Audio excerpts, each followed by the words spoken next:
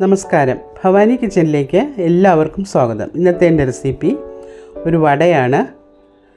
വൈകുന്നേരം ചായയോടൊപ്പം നമുക്ക് കഴിക്കാൻ പറ്റിയ സ്വാദേറിയ ആരോഗ്യപ്രദമായ വാഴപ്പൂ കൊണ്ടുള്ള വട. വളരെ പെട്ടെന്ന് തന്നെ നമുക്ക് തയ്യാറാക്കി എടുക്കാൻ പറ്റുന്ന എന്നാൽ വളരെ സ്വാദുള്ള ഒരു വടയാണിത്. ഇത് തയ്യാറാക്കാനായി ഞാനിവിടെ ഒരു വാഴപ്പൂ എടുത്തിട്ടുണ്ട് മുഴുവനായിട്ട്. ഇത് നമുക്ക് അകത്തെ പോളയിൽ നിന്ന് വേണം ആ പൂക്കളെല്ലാം എടുത്ത് അരിഞ്ഞെടുക്കാനായിട്ട്.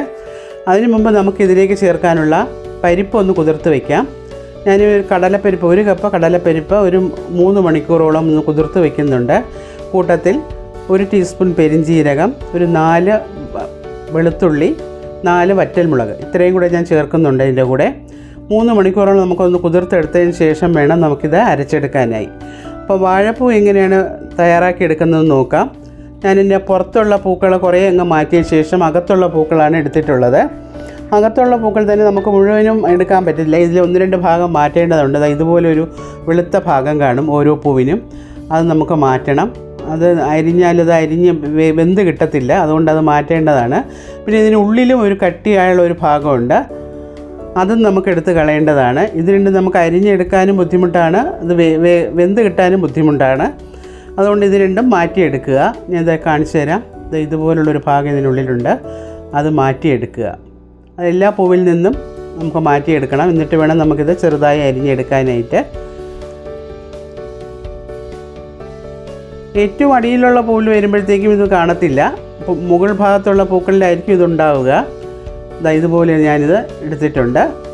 ഇതുപോലെ നമുക്ക് ഈ പൂക്കളിൽ നിന്നെല്ലാം ഇത് മാറ്റിയെടുക്കണം.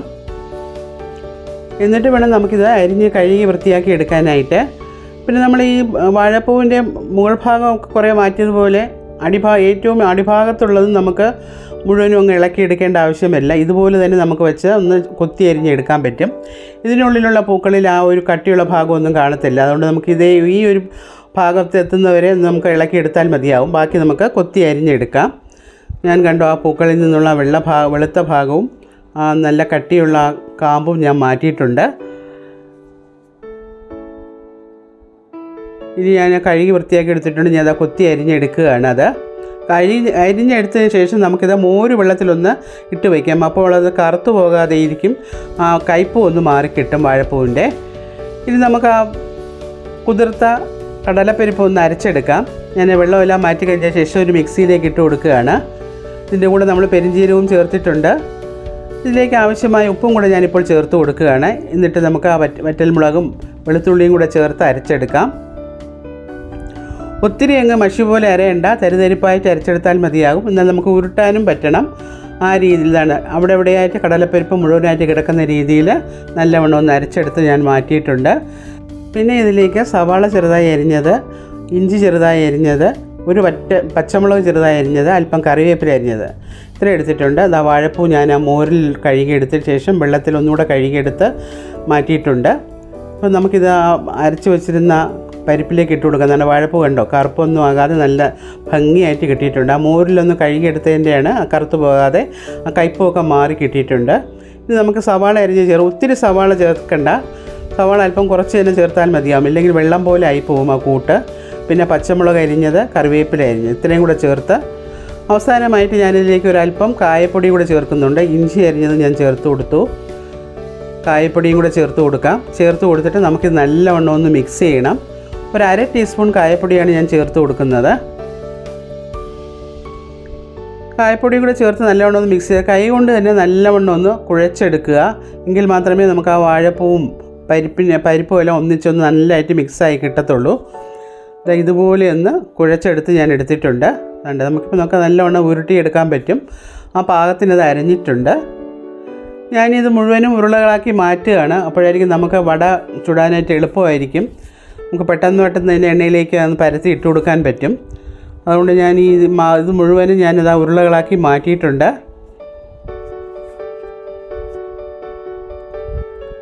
നമ്മുടെ എണ്ണ നല്ലവണ്ണം ചൂടായി കഴിഞ്ഞു. ഇതിലേക്ക് നമുക്ക് ആ വടകൾ ചേർത്ത് കൊടുക്കാം. വട ചേർത്ത് കഴിഞ്ഞിട്ട് ഫ്ലെയിം ഏറ്റവും കുറച്ച് വെച്ചോളുക. ലോ ഫ്ലെയിമിനും മീഡിയം ഫ്ലെയിമിൻ്റെ ഇടയിൽ വെച്ചോളുക. എങ്കിൽ മാത്രമേ നമുക്ക് ആ വടകൾ നല്ലവണ്ണം ഒന്ന് അകം വെന്ത് കിട്ടത്തുള്ളൂ, പുറമേ മുരിഞ്ഞും കിട്ടണം. അപ്പോൾ ആ ഫ്ലെയിം ഒത്തിരി കൂട്ടാതെ കുറച്ച് വെച്ച് തന്നെ ഇതിനെ ഫ്രൈ ചെയ്തെടുക്കുക. ഞാൻ ഇപ്പോൾ ഒന്ന് തിരിച്ചിട്ട് കൊടുത്തിട്ടുണ്ട്. വീണ്ടും ഒരിക്കൽ കൂടെ ഒന്ന് തിരിച്ചൊക്കെ ഇട്ട് കൊടുത്തതിന് ശേഷം നമുക്കിത് ഒരു പ്ലേറ്റിലേക്ക് മാറ്റാം. അത് നിങ്ങൾക്ക് കാണുമ്പോൾ തന്നെ അറിയാം, അത് അല്പം പോലും എണ്ണ കുടിച്ചിട്ടില്ല, എണ്ണയിലൊന്നും അതൊന്നും ഇളകിയൊന്നും വീണിട്ടില്ല. നല്ല ക്രിസ്പിയായി അകം നല്ല പാകത്തിന് വെന്തും നമുക്ക് കിട്ടിയിട്ടുണ്ട്. എണ്ണയിലൊന്നും അതൊന്നും ഉതിർന്നൊന്നും പോയിട്ടില്ല. അടുത്ത ബാച്ച് വടയും ഞാൻ ചേർത്ത് കൊടുക്കുകയാണ്.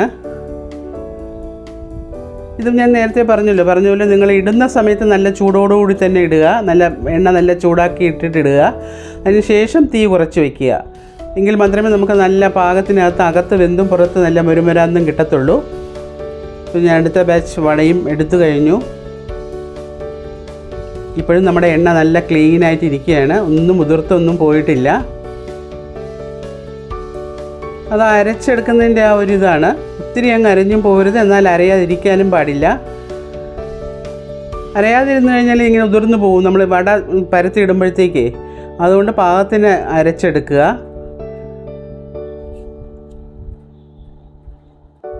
അടുത്ത ബാച്ച് വടയും ഞാനിത് എടുത്തു കഴിഞ്ഞു. അപ്പോൾ എല്ലാ വടയും ഞാനിവിടെ ഫ്രൈ ചെയ്തെടുത്തു കഴിഞ്ഞു. കാണുമ്പോൾ തന്നെ അറിയാം നല്ല ക്രിസ്പി ആയിട്ടാണ് ഇരിക്കുന്നത് വട. ഞാനിതൊരു ഡിഷിലേക്ക് മാറ്റുകയാണ്.